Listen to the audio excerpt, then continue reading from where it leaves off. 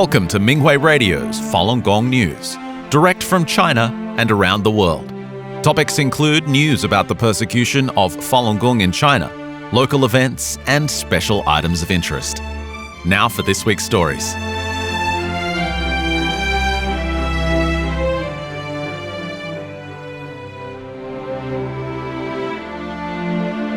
The following is a notice from the office of Shenyang entitled, "Be Vigilant," with a comment from Master. Recently, some practitioners wishing to donate to Shenyang have come across websites that appear on the surface to accept donations or sponsorship for Shenyang. These websites request donors' personal information, bank account details, or credit card numbers, and have indeed managed to collect funds. Shenyang has not authorized any website, company, or organization to accept donations on its behalf, nor has Shenyang ever received any communication or funds from these sites. We kindly ask everyone not to make donations through such websites. Master Li commented, "This does not warrant attention. People do such immoral things nowadays." Your teacher, Hongzhi Li, December 2nd, 2025. The United Kingdom, in recognition of Human Rights Day on December 10th, several members of Parliament expressed their support for Falun Gong practitioners. They also called for an international and independent investigation into the persecution of Falun Gong practitioners in China by the Chinese Communist Party, the CCP. The goal of the proposed investigation is to end the state-sanctioned forced organ harvesting that targets prisoners of conscience.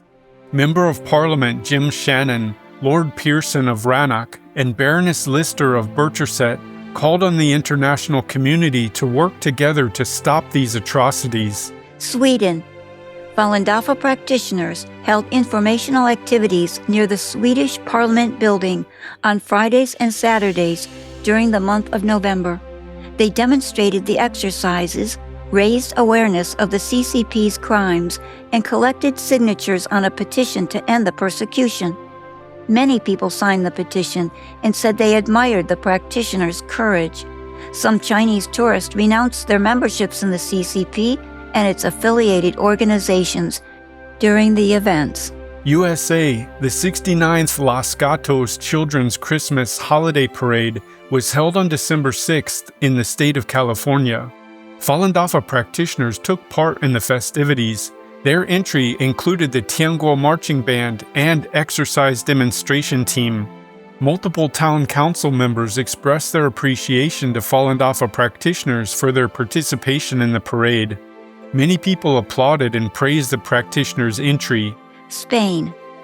Many residents and tourists learned about Falun Dafa and signed a petition calling for an end to the CCP's persecution of the practice during an event held by local practitioners at the Plaza de Candelaria in Tenerife, Spain, on November 21st.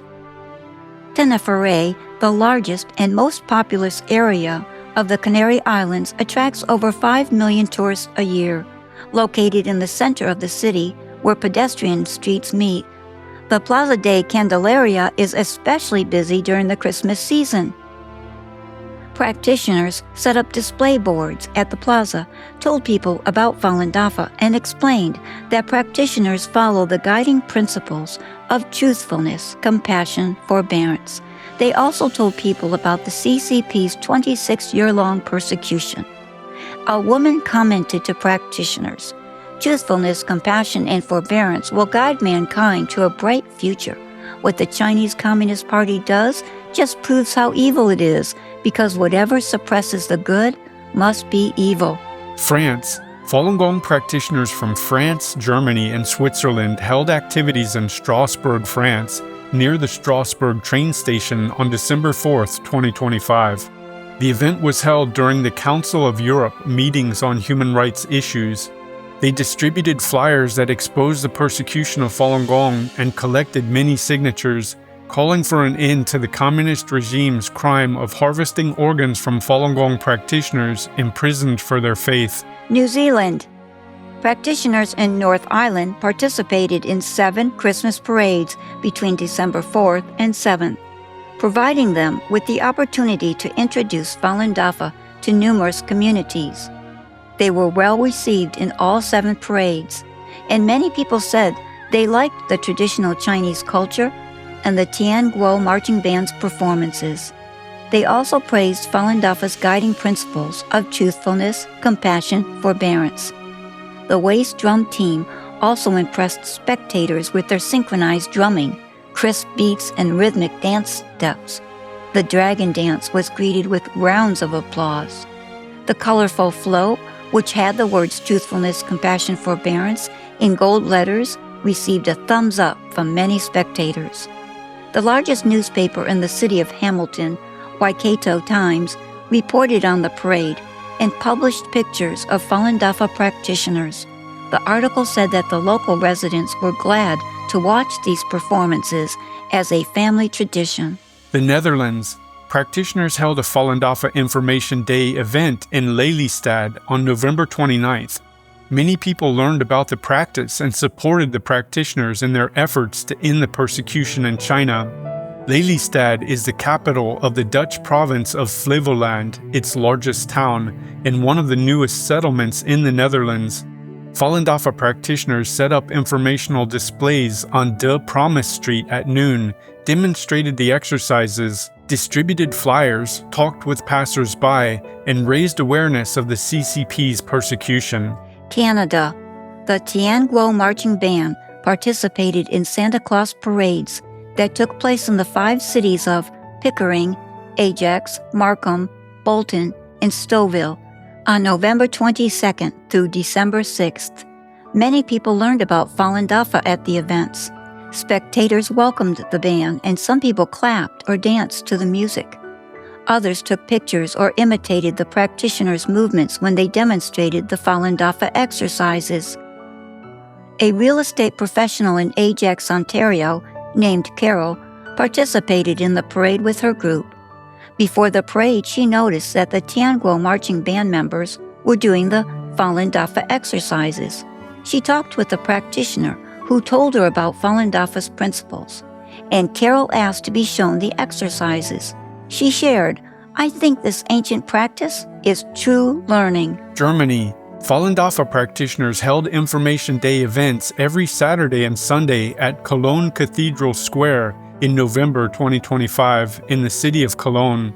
The events promoted the practice and helped people learn about the inhumane persecution taking place in China. Local residents and tourists from around the world signed a petition to support Falun Dafa practitioners' efforts to end the crimes. Cologne Cathedral Square was crowded with tourists at noon on November 30th. Falun Gong practitioners had prepared leaflets in more than 20 languages to help tourists from different countries understand what the event was about.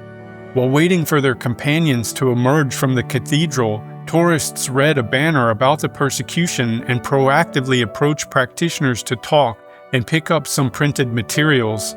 A German woman named Lisa expressed her gratitude for the practitioners' efforts and remarked that what they were doing was beneficial and meaningful to everyone there and to society, not only in China but also in Germany. United Kingdom. The film State Organs, which exposes the CCP's atrocity of harvesting organs from living Falun Dafa practitioners, was screened at Queen Mary University in London on December 4th. Several university students said they were shocked and saddened to learn of these egregious human rights violations. Some were interested in learning more about Falun Dafa and asked about local practice sites. Noor, a member of the Human Rights Society, said, "Falun Gong looks very peaceful. Where can we learn it? I would like to do the exercises and meditate. Please send us the information and we will participate. I also would like to share this information with my friends." Other students chimed in, "We want to go too and experience the peace and strength we saw in the film." The head of the Human Rights Society said, "We are willing to continue organizing these documentary screenings. If there are any more, please contact us again." Many students offered that they would recommend the documentary and said, "Now that we know, we can no longer remain silent."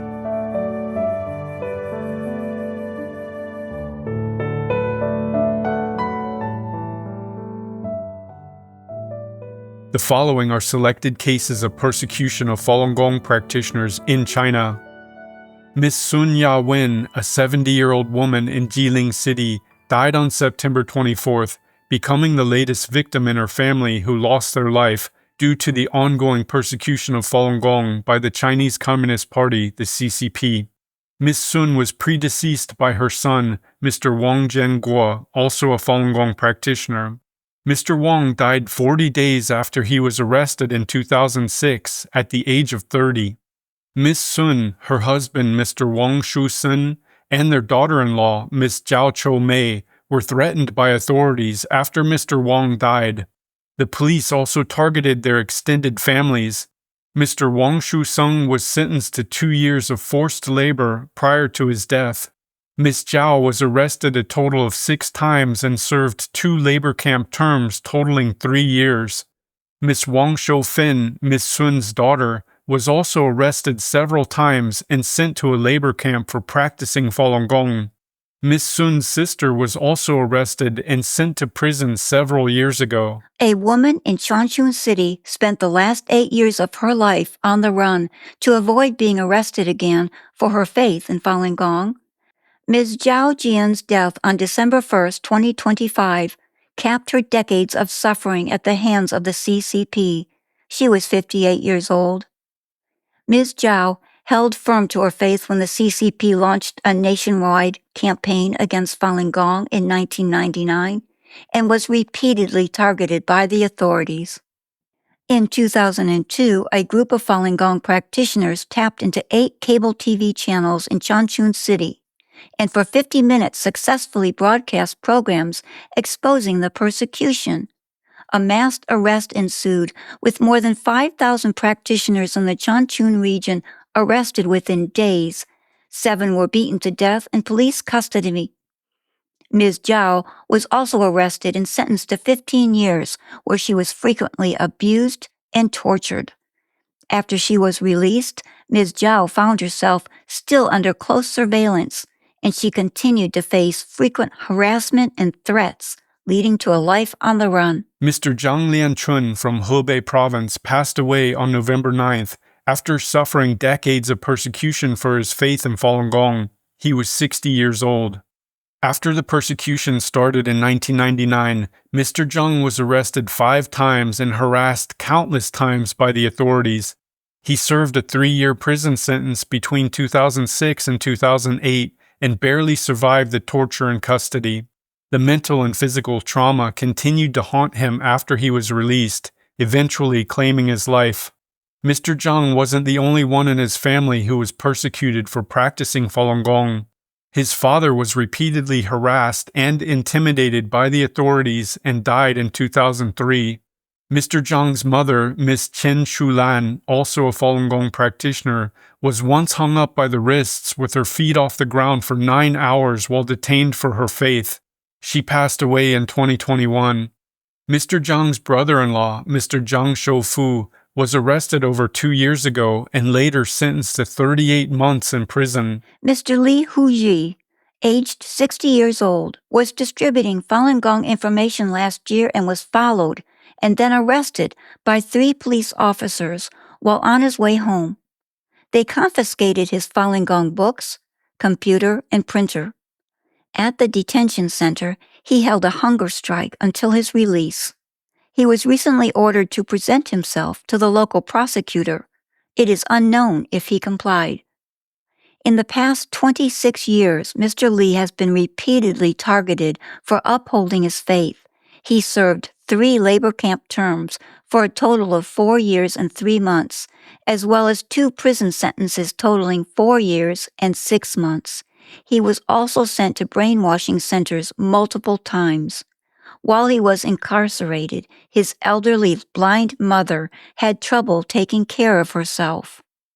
The mental agony of missing and worrying about her son took a toll on her health.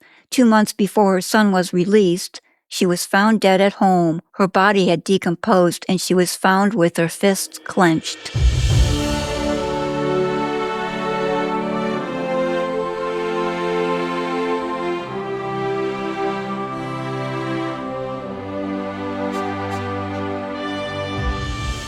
U.S. annual report criticizes CCP for continuing to persecute Falun Gong.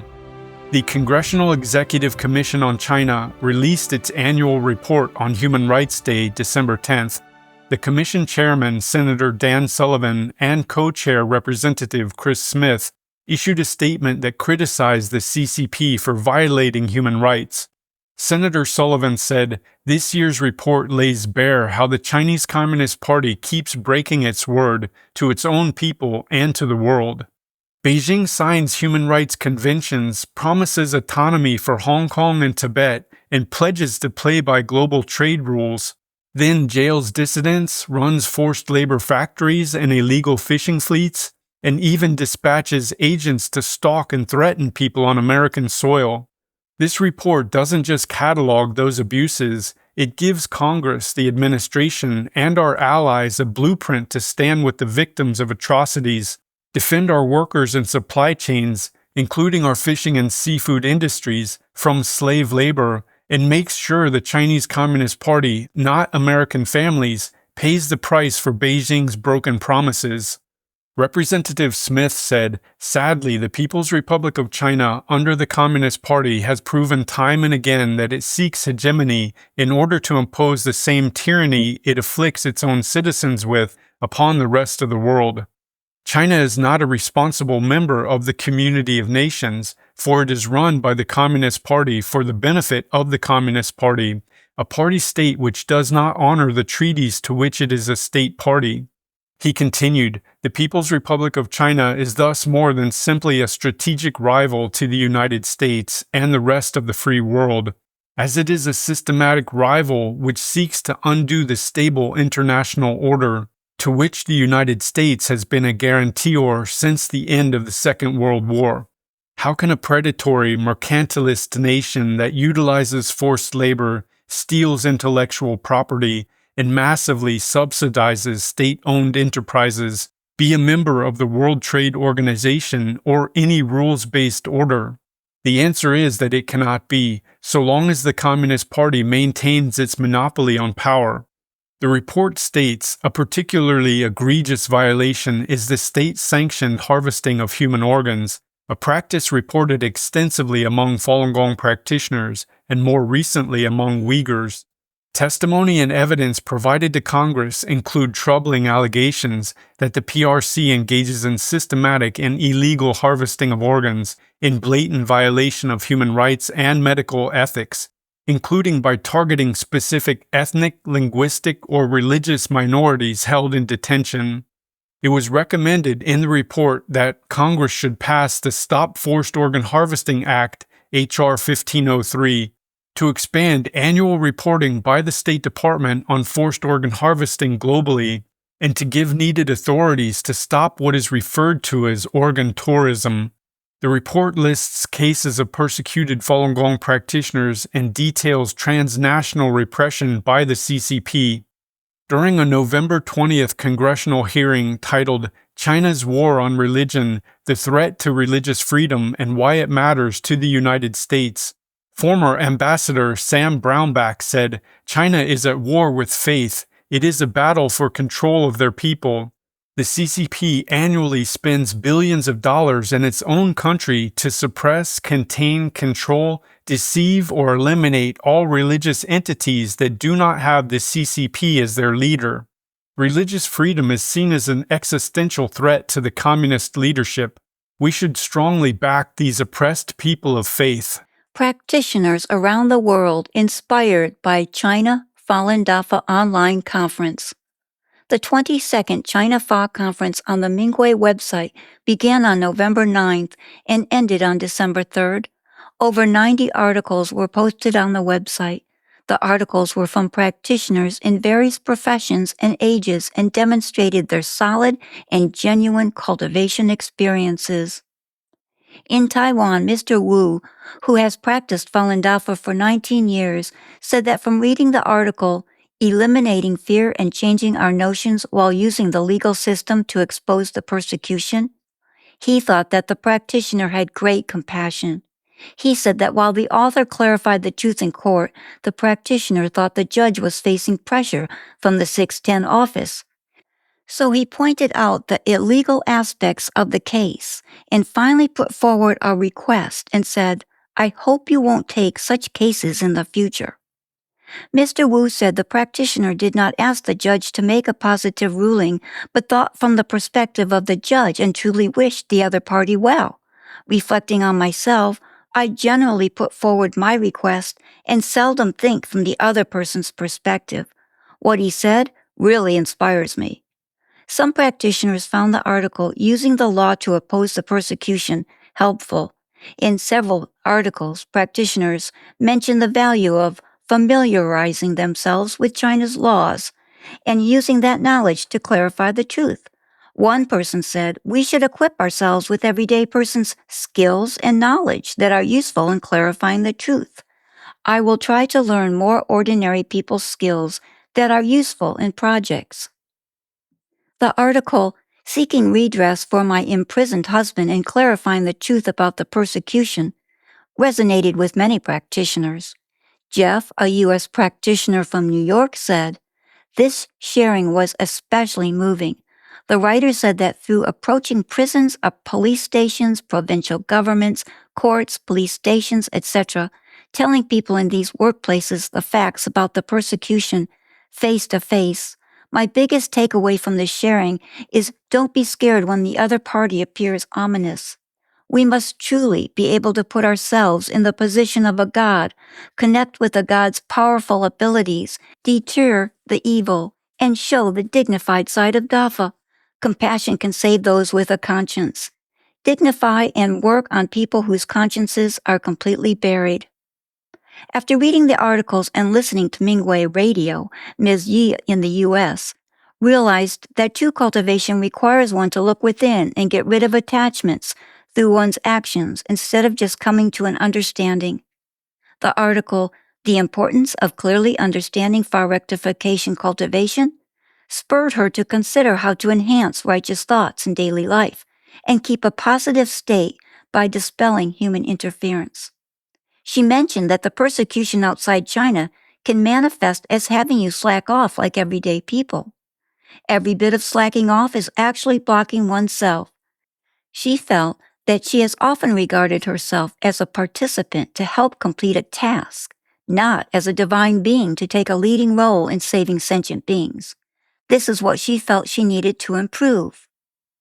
Ms. Jun in Sweden has practiced Falun Dafa for nearly 30 years and said she was particularly touched by the article, The Importance of Clearly Understanding Far Rectification Cultivation.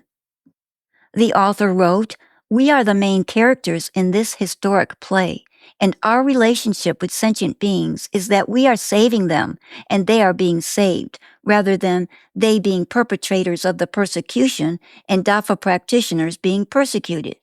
Falun Dafa practitioners are here to save people, not to endure persecution." In Toronto, Canada, Mr. Liang was impressed by the article, Even the Police Station is Our Cultivation Environment. He said emotionally, "Compared to practitioners in China, I am ashamed. As a practitioner who has been cultivating for nearly 30 years and lives outside of China, there's a big gap between me and practitioners in China. I feel embarrassed to face Master." He continued, "In my personal understanding, no matter whether in China or outside of it, Dafa practitioners have their own missions. Practitioners outside of China should be more wary of developing attachments to comfort and doing projects, and they should focus on cultivating themselves. Only in this way can we live up to Master's painstaking efforts in arranging for us to save people outside of China.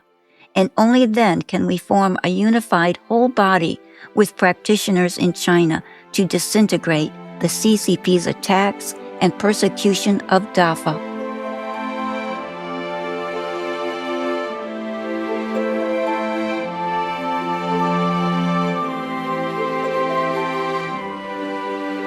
Thank you for listening to the Minghui Radio podcast. For more information, including news about the persecution of Falun Gong practitioners in China and experience sharing stories by practitioners around the world, please visit our website at en.minghui.org.